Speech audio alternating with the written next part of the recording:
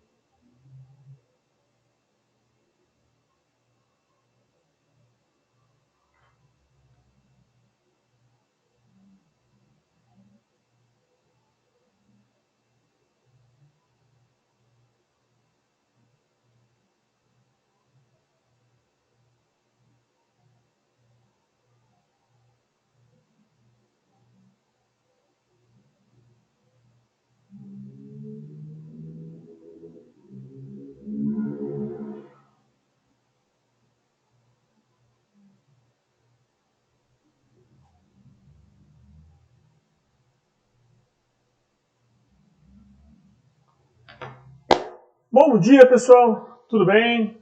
Sejam bem-vindos aqui a mais uma aula ao vivo pelo YouTube, as aulas que eu coloco lá no meu Instagram, no Telegram, para o pessoal do grupo do Telegram. Para quem não sabe, temos um grupo no Telegram da Academy, exclusivo, tá? O link para você acessar esse grupo, ele tá na bio que fica no Instagram da Academy, que é @academyhsp. Tá? Entra lá, procura na bio, você tem todos os nossos links, todas as nossas redes sociais, inclusive do grupo do Telegram.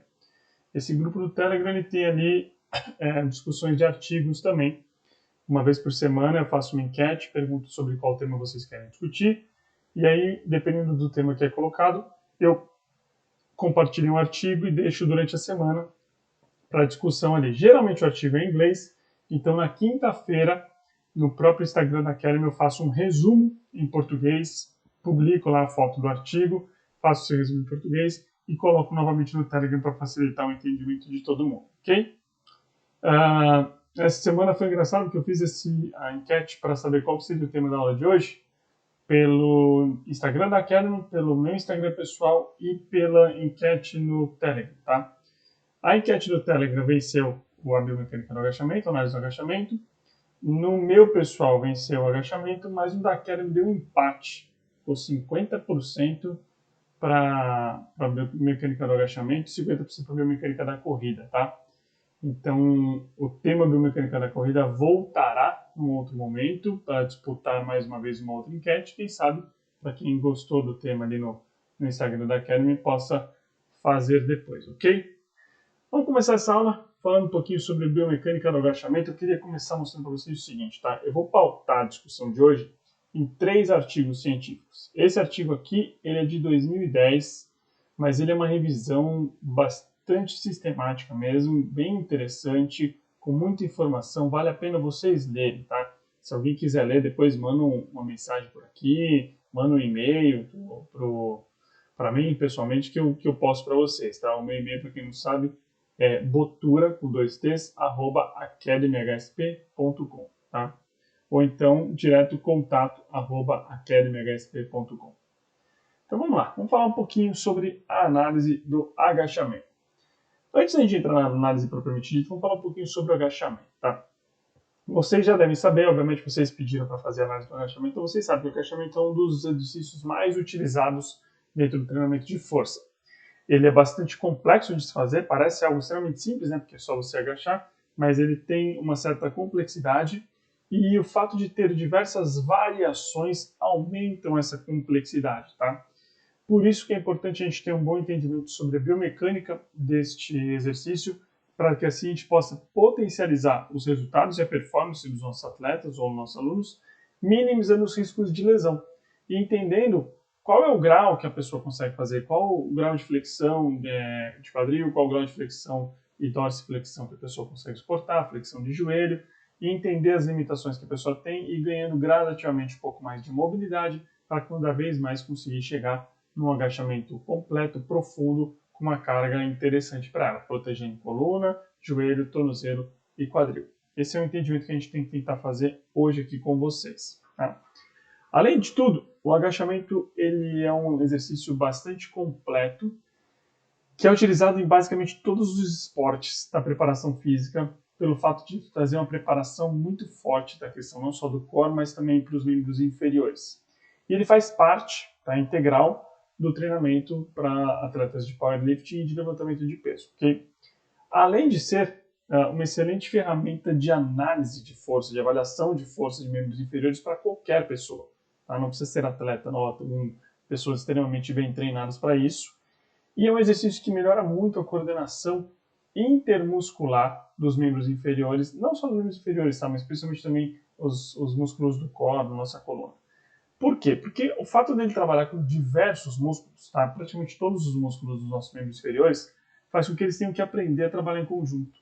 Quando você trabalha em conjunto e sabe dividir o quanto de força cada um faz para estabilizar o movimento, isso gera coordenação intermuscular. Então é um exercício bastante completo e por isso é bastante interessante a gente falar sobre a mecânica dele. Vamos entender a dinâmica do agachamento, tá? Para depois a gente avaliar pedacinho por pedacinho.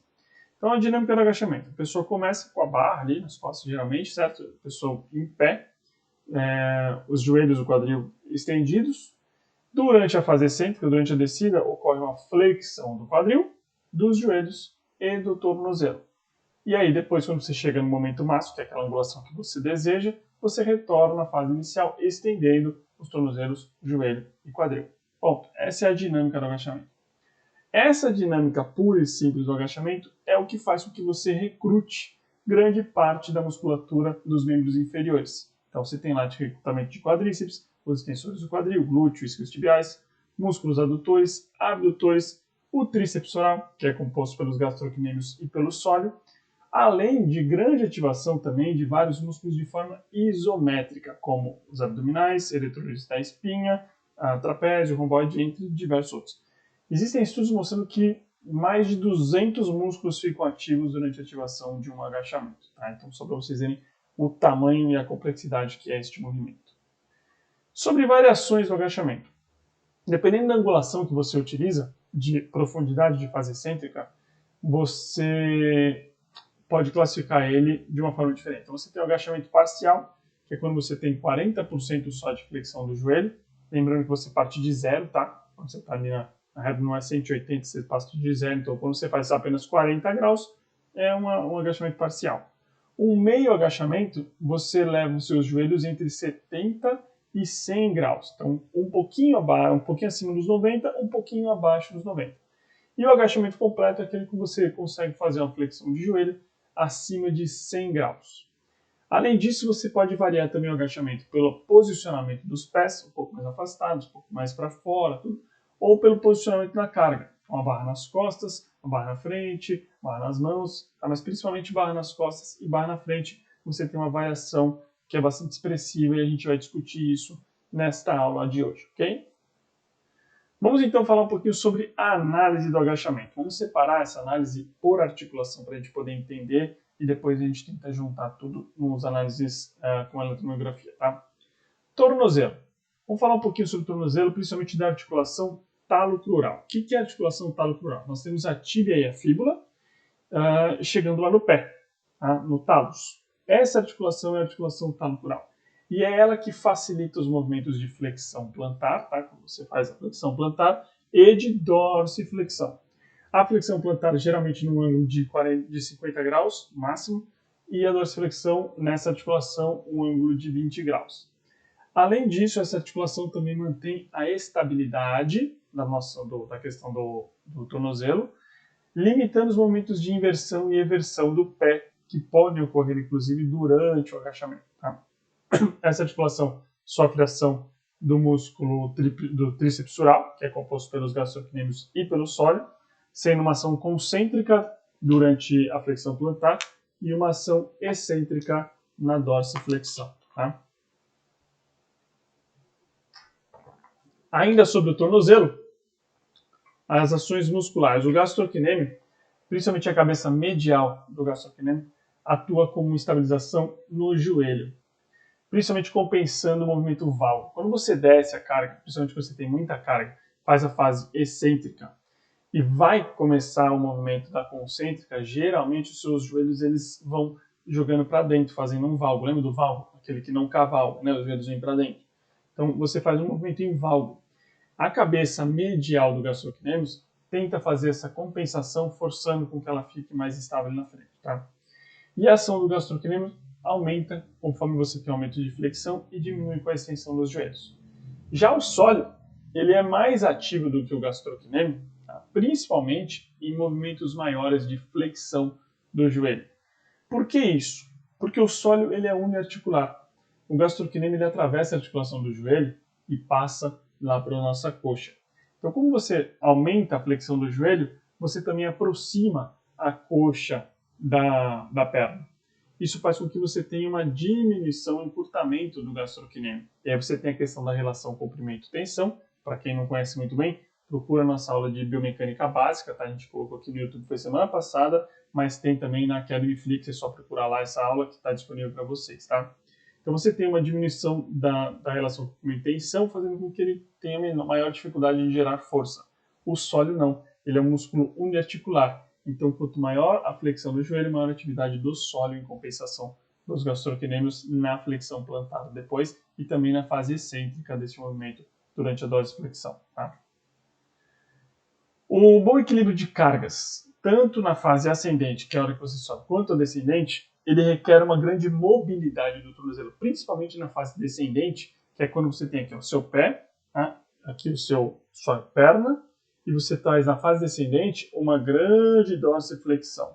Você precisa de uma grande mobilidade para fazer isso. Se você não tiver uma boa mobilidade, uma boa flexibilidade dessa musculatura, o que acontece? Quanto mais você desce o agachamento, quanto mais profundo for o agachamento, maior a chance do seu calcanhar sair do chão enquanto você faz essa dorsiflexão. Então a gente precisa ter bastante cuidado e entender o quanto que o nosso aluno, o quanto o nosso atleta consegue fazer e trabalhar concomitantemente com isso o nosso trabalho de flexibilidade e mobilidade articular para permitir que você consiga fazer maiores graus de flexão e extensão, certo? Vamos falar um pouquinho sobre o joelho. A articulação tíbio-femoral, tá? Não vou falar principalmente da patela, vou falar só da articulação tíbio-femoral por enquanto. No plano sagital, aquele que faz movimentos de extensão e flexão, você tem uma amplitude de aproximadamente 160 graus de flexão na articulação tíbio-femoral. Porém, o que pouca gente sabe é que na articulação da tíbio-femoral nós não temos simplesmente flexão e extensão, nós também temos movimentos de rotação entre esses ossos, tá? Quando você faz uma flexão, você tem uma rotação lateral do fêmur, e quando você faz uma extensão, você tem uma rotação medial do fêmur. Tá? Isso também tem ação muscular envolvida aí. Durante o agachamento, você tem como principal músculo agindo sobre o joelho, obviamente, o quadríceps femoral. Ah, mas e os isquios tibiais, eles não atuam sobre o joelho? Sim, eles atuam, principalmente na flexão do joelho. Então, ele atuaria de forma antagônica ao quadríceps. Porém, o movimento do agachamento envolve também uma extensão do quadril. E conforme você estende o joelho, você tem uma extensão do quadril e os isquios tibiais participam dessa extensão. Então, durante o movimento concêntrico do agachamento, você tem o que a gente chama de cocontração. Agonista e antagonista, quadríceps e isquios, os dois contraindo. Isso é muito bom para você, porque essa ativação do isquios tibiais faz com que você alivie o estresse sobre o ligamento cruzado anterior. O ligamento cruzado anterior tem como principal função evitar a anteriorização da tíbia. Tá? Então, imagina só quando você desce, faz um movimento excêntrico do agachamento, a sua tíbia está sendo empurrada lá para frente, com um aumento de compressão patelofemoral, que a gente vai ver daqui a pouco. Tá? Então, a tíbia está sendo jogada para frente. Como o seu isquios tibiais está ativo, não só de fase excêntrica, antagonista, digamos, ao quadríceps, mas também de fase excêntrica por causa da extensão do quadril, neste caso a flexão do quadril, ele atua segurando a tíbia, diminuindo o estresse sobre o ligamento cruzado anterior. É por isso que o agachamento, assim como o leg press, os exercícios de cadeia cinética fechada, são tão importantes na reabilitação, inclusive, de pessoas que tiveram ruptura de ligamento cruzado anterior, muito mais do que os exercícios de cadeia cinética, onde você vai ter maior pressão, digamos assim, sobre esse ligamento. Tá? Compressão patelofemoral, como eu acabei de falar. Conforme você aumenta a flexão do joelho, aumenta a compressão da patela contra o fêmur. Né? Então você tem ali a patela, o fêmur, você tem a tíbia e aqui você tem a patela. Esse tendão patelar também indo para cá. Conforme você vai aumentando a flexão dos seus joelhos, aumenta a excentricidade, digamos assim, do quadríceps femoral, puxando essa patela contra o fêmur. Então ele aumenta conforme aumenta a flexão do joelho, atingindo o ponto máximo em 130 graus de flexão. Eu trouxe aqui ó, o ângulozinho para vocês entenderem o seguinte, tá? O ponto zero é sempre com a perna estendida. A gente pode, inclusive, pensar que isso aqui seria o 180. Então, o 130 seria aqui onde está esse 45. Mas não, a gente avalia este ponto inicial como um ponto de 0 graus. Então, os 130 graus, 135, no caso, vai ser aqui embaixo, como se fosse um ângulo de 45 apenas, tá? Então, é aqui onde você ocorre o ponto máximo de compressão patelofemoral, tá? Já a ativação do quadríceps, ele tem um pico durante 90, 80, 90 graus de flexão.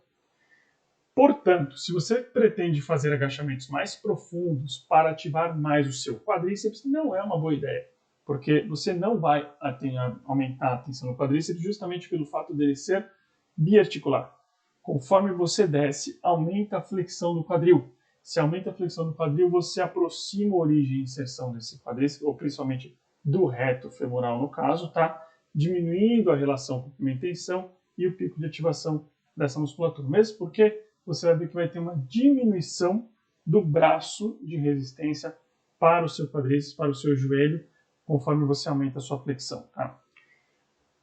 E existe então, se você pensar na questão de multiarticular, de biarticular do reto femoral para os vasos que são uniarticulares, uma diferença de ativação entre eles. Tá? Os vasos eles tendem a ter maior ativação, principalmente em grandes movimentações, em grandes flexões, tá? Por fato de eles serem uniarticulares e não ter essa questão de aproximação de origem e inserção com a flexão do quadril e uma diminuição da relação comprimento-tensão.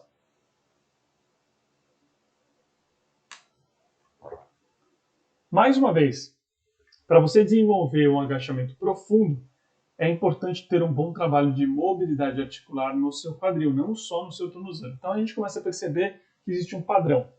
Para um exercício bem feito, bem executado com agachamento profundo, principalmente com carga, é bom que você tenha uma boa flexibilidade articular, uma boa flexibilidade muscular, melhorando assim a sua mobilidade articular. Tá? O torque sobre a articulação no quadril ele aumenta conforme aumenta a flexão. E ele atinge o pico máximo lá embaixo, no momento mais profundo possível, tá? Principalmente quando você impede o joelho da pessoa de passar a ponta do pé. Sabe quando você fala, desce, mas não deixa o joelho passar da ponta do pé. O que você tem que fazer com isso? Jogar o quadril cada vez mais para trás e baixar o tronco cada vez mais. Isso vai fazer com que você tenha um aumento do braço de resistência, tá? Para o quadril, aumentando assim o torque necessário para rotacionar o quadril pelos extensores dele, no caso, o glúteo e os isquiotibiais. Que são os dois músculos não, porque isquiotibiais são vários, né? Aqui está isquiotibiais, são isquiotibiais, tá? O glúteo e os isquiotibiais são os principais extensores do nosso quadril e os principais músculos envolvidos no agachamento, pensando no quadril. O glúteo atua de forma excêntrica durante a descida e concêntrica durante a subida, assim como todos os outros músculos envolvidos. Além disso, o glúteo tem uma função bastante importante na estabilização do joelho e da pelve. Como assim estabilização do joelho, glúteo? O glúteo é muscular do quadril? Sim, só que o ponto de inserção dele é no trato iliotibial. Tá? Então ele faz, junto com o nosso tensor da fascia lata, ele faz o que a gente chama de glúteo, de ombro glúteo, na verdade. Tá? Então ele atua também na estabilização do joelho, porque o tensor da fascia lata vem lá do trato e vai até o joelho, fazendo essa estabilização, principalmente em movimentos para fora, né, em movimentos no plano frontal, e também da pelve, pelo fato de abraçar o glúteo médio, o glúteo máximo, abraçar a pelve junto com esse trato iliotibial, fazendo com que você tenha uma boa estabilização. Ok? Olha só que interessante uma coisa sobre o glúteo máximo. O menor braço de força para o glúteo máximo é justamente em 90 graus de flexão. O fato dele ter uma ótima relação comprimento e tensão justamente neste ângulo compensa essa diminuição do braço dele e faz com que ele proporcione um maior torque justamente nesta angulação. E a ativação dele vai aumentando conforme aumenta a flexão do quadril, sendo que em agachamentos mais profundos você tem maior ativação de glúteo máximo. Já os isquiotibiais, eles também atuam como extensores do quadril, porém têm uma ativação moderada se você for pensar em comparação, por exemplo, com um stiff deadlift ou até mesmo com uma cadeira flexora, uma mesa flexora, onde você faz a flexão do joelho e aí você tem uma ativação muito maior dos isquiotibiais comparado com o agachamento. Tá? Então, os extensores do quadril aqui se resumem bastante na ação do glúteo, na extensão do quadril. Tá? E a coluna, é importante a gente ver também como é que funciona a questão da coluna durante o agachamento, tá? Porque a barra está lá em cima e conforme você faz a flexão do seu quadril, a sua coluna também vai aumentando os braços, o torque, né, necessário para sustentar ela. O grande objetivo, pensando na coluna, é você manter as curvaturas naturais da sua coluna que você tem na posição ereta durante o movimento. Isso significa que, ao fazer um movimento na fase excêntrica, onde você vai ter a flexão do quadril, você precisa tentar manter as curvaturas da sua coluna, que seria a lordose cervical, a cifose torácica e a lordose lombar. Por isso que sempre se fala sobre a retroversão lombar durante o agachamento. Quando você vai descendo e você vê uma leve retroversão na sua lombar. Isso é muito prejudicial, tá? Por quê? Se você fizer essa flexão da sua coluna, essa flexão da coluna leva a essa retroversão da pelve, você vai diminuir o braço de força dos eretores da espinha. Se você diminuir esse braço de força, você diminui a capacidade que ele tem de sustentar a carga e vai transferir toda essa tensão para os tecidos passivos, para a sua coluna. Isso vai fazer com que haja uma força muito grande em extravasar ou propulsionar o disco para fora. Tá? Por que isso ocorre? Vamos ver aqui. Ó. Olha essa figura. Esse aqui é o movimento onde você tem aqui a manutenção da lordose lombar, percebe? Então você tem aqui uma anteversão pélvica, ok? Quando você tem uma flexão da coluna, então com uma retificação aqui ó, da coluna e uma retroversão, você vai fazer com que o aumento de tensão nesta parte anterior da sua coluna empurre o disco para trás. Mas vamos pensar o seguinte, se a minha coluna ela é lordótica, quer dizer que na parte da frente do disco, o disco ele é maior, na parte de trás ele é menor. Então olha só o que acontece, tá?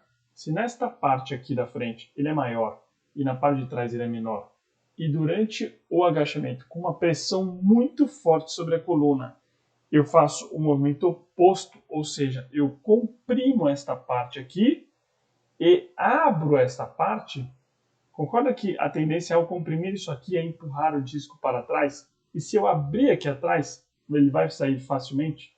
É por isso que essa retroversão é tão prejudicial e pode causar uma hernia de disco. Então, você pega pessoas que estão começando a treinar, estão aumentando carga gradativamente, pode colocar o cinto, pode fazer o que você quiser. Se você não tiver uma boa técnica de ficar aumentando sua carga, muito provavelmente vai acontecer, tá? É bastante comum, não é tão raro não, tá?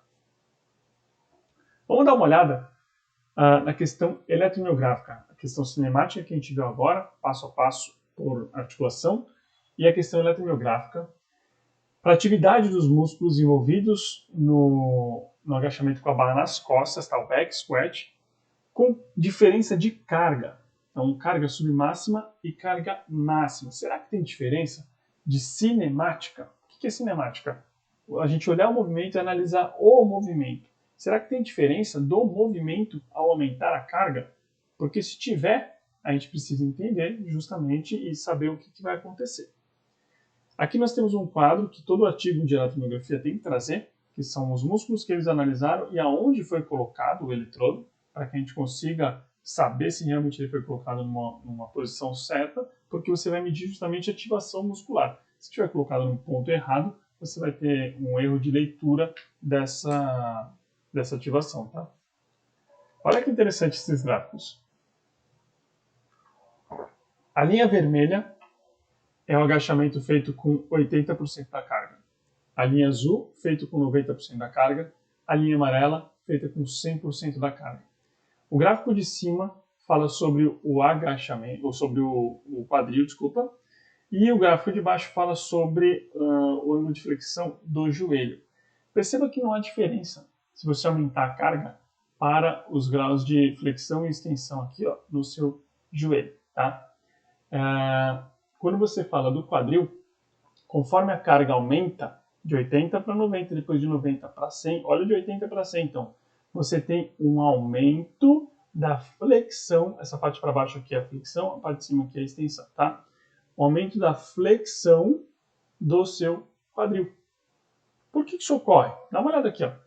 Se eu aumentar a carga, aqui é um agachamento normal. Se eu tiver uma carga normal que eu consigo suportar 80% até 90%, eu vou conseguir distribuir esse peso aqui, tá? Lá no pé, na base de suporte, dividindo ele para frente e para trás, e vou ter aqui braços de resistência para joelho e para quadril bastante semelhante.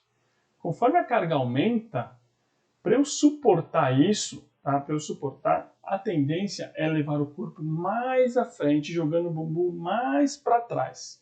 Fazendo isso, você tem aqui ó, um aumento da flexão de quadril. Percebe? Tentando manter, obviamente, sempre aqui a lordose, tá? Posição da anteversão pélvica, mas você tem um aumento da flexão do quadril. Percebe aqui, ó? Um quadril um pouco mais afastado e aqui quadril e coluna bastante colado.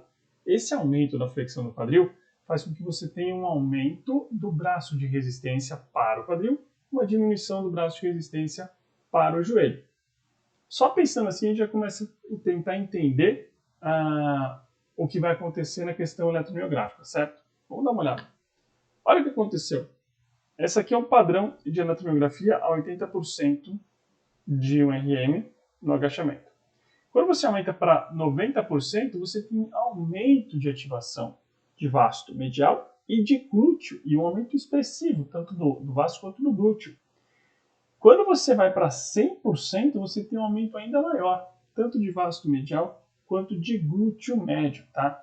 Por que você tem uma ativação maior de vasto medial? Por causa da questão do vago, pessoal. Você tem lá a tentativa de você fazer um vago, tá? Para tentar subir, e isso tem um papel grande da questão do vasto medial. Já o glúteo médio tem a ver com o que a gente comentou lá atrás da profundidade do agachamento. Conforme você faz a profundidade do agachamento, você tem maior ativação de glúteo, lembra que a gente comentou?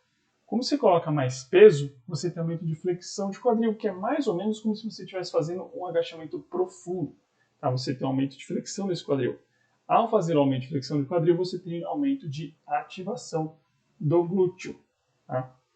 Se você for olhar, dividir na fase de descida e de subida, você vai perceber que você tem, além de vasto medial e glúteo médio, na fase de descida, aumento de ativação dos eretores da espinha, tanto com 90% como com 100%.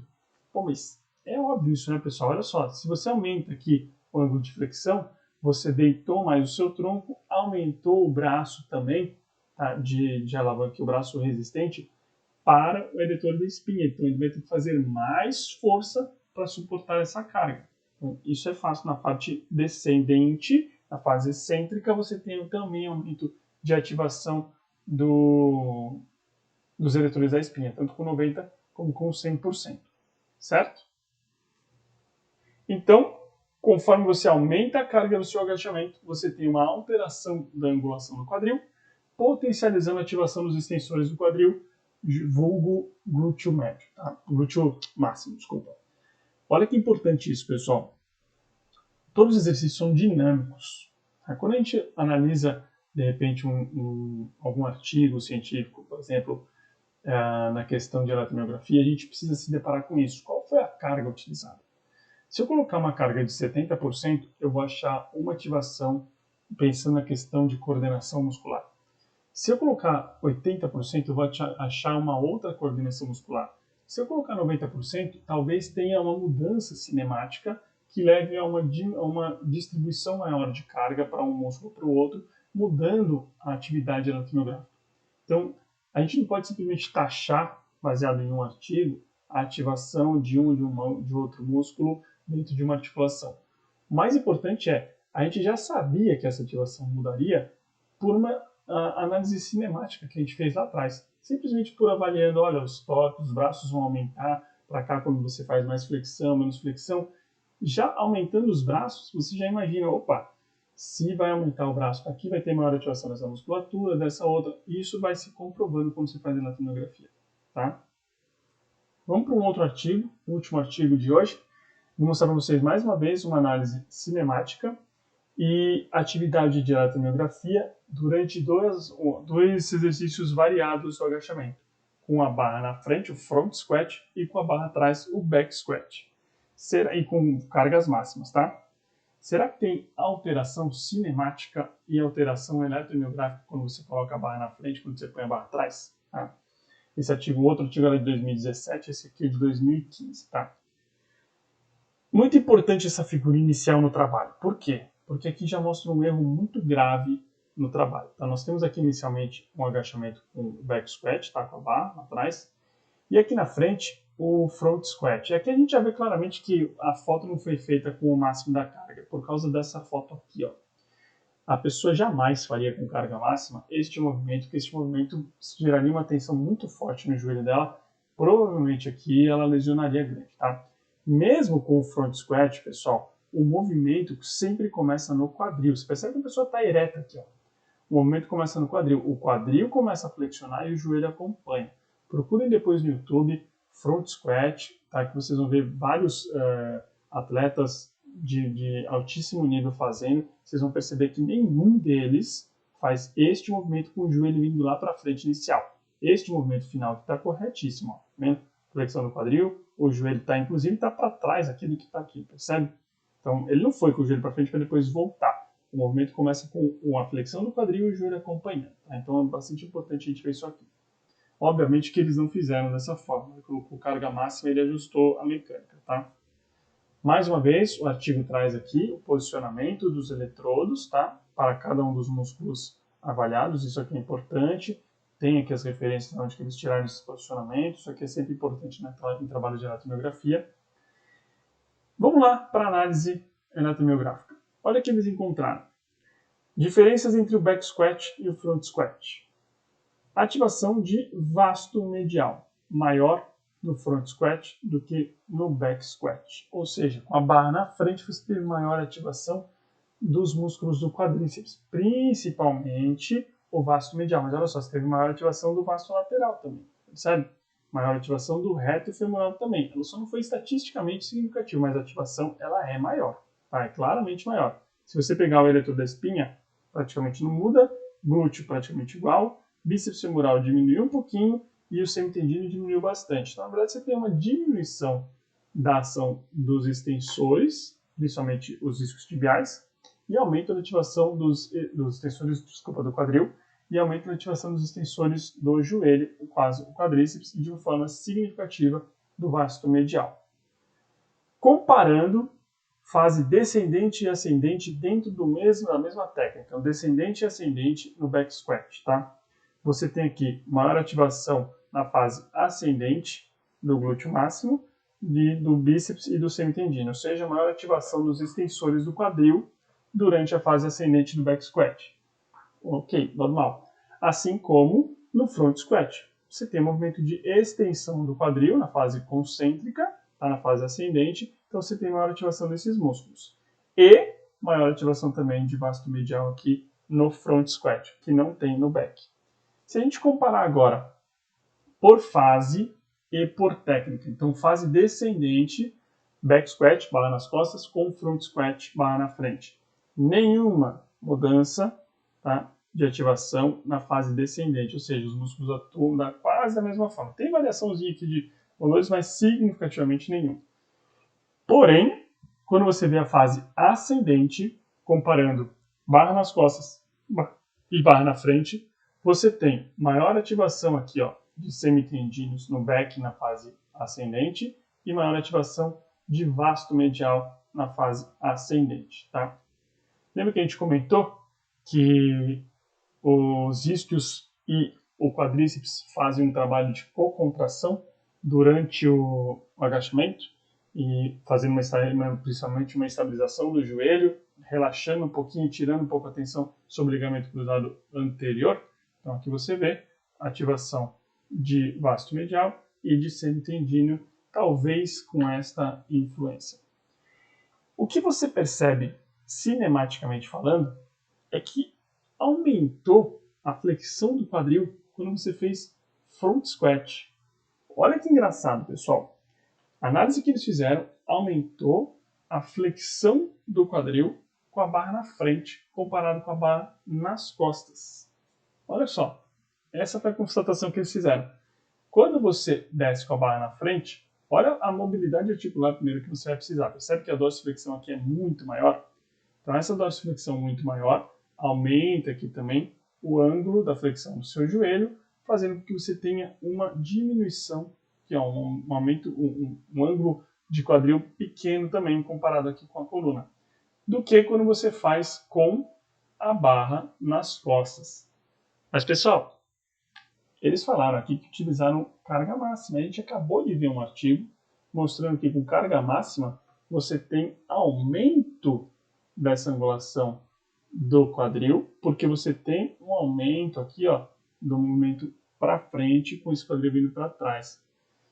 Percebe que duas informações discrepantes com dois artigos diferentes? Os dois falaram com carga máxima e os dois trabalharam na parte de eletromiografia com cinemática. E a gente consegue agora juntar uma informação com a outra e perceber que, primeiro, sujeitos provavelmente têm um nível de técnica diferente entre os artigos, tá? Entre os dois trabalhos. E temos que entender como foi quantificada essa carga máxima. Será que a carga máxima é realmente o 100%, como colocaram lá? Ou 80%, 90% já foi considerado como carga máxima? Essas são perguntas que a gente precisa entender para saber por que houve essa maior angulação do quadril no front squat do que no back squat, tá? Legal. Independente disso, o que eles nos traz como informação valiosa é isso aqui, ó. Quando você faz o agachamento com barra na frente, você tem maior ativação nos extensores do joelho. Diferente do que a gente viu quando você faz o back squat, principalmente o agachamento profundo ou com cargas altas. Você tem maior ativação dos extensores do quadril, principalmente o glúteo máximo. Olha que interessante, então. A gente pode dizer que são dois exercícios diferentes. Além disso, o front squat, pelo fato de você não ter justamente o movimento de aumento de flexão com o corpo deitando, você tem menor risco de lesão lombar. Lembra que a gente comentou da lesão lombar? Você tem menor risco porque você não aumenta o braço de resistência para o eretor da espinha. Então ele não precisa fazer tanta força para mover. O peso todo cai realmente sobre os membros inferiores, que vão acabar fazendo essa força para sustentar. Daí vem o aumento, inclusive, da força dos extensores do seu joelho. Sair de uma posição para subir e jogar para cima com menor ação dos extensores do quadril. Então, na verdade, são dois exercícios, duas técnicas que podem ser complementares dentro de um mesmo treinamento. Trabalhar no front squat para maior ativação dos extensores do joelho, trabalhando um back squat profundo para maior ativação dos extensores do quadril. Tá? Então, assim a gente finaliza a nossa análise biomecânica do nosso agachamento. Queria convidar vocês, pessoal, para quem ainda não conhece, tá? Nós temos um curso na plataforma da Academy chamado Cinesiologia da Musculação, onde a gente faz um pouco dessa análise que a gente fez aqui agora, sobre vários exercícios da musculação dos mais clássicos. A gente fala sobre supino, sobre puxada, sobre remada, sobre levantamento terra, sobre agachamento e tudo mais, tá? Convido vocês a visitar nossa plataforma. Fiquem ligados, semana que vem tem mais aula ao vivo aqui no YouTube. Ao longo da semana, para que vocês saibam, nós temos aí na segunda-feira as dicas da semana, nós temos na terça-feira o Estudando EF, nós temos na quinta-feira a análise do artigo do Telegram, na sexta-feira nós temos o Minuto da Educação Física e no próximo sábado a nossa próxima aula ao vivo aqui no canal. Lembrando que essa aula fica mais ou menos uma semana disponível no YouTube e depois ela vai lá para o Academy Flix, na nossa plataforma, que é um plano que nós temos de R$ 17,70 por mês e você tem acesso a várias aulas como essa aqui de diversos temas, inclusive algumas que não vieram para o YouTube, são gravadas de forma exclusiva para o Academy Flix. Muito obrigado pela atenção de todos, pessoal. Até a semana que vem e bora!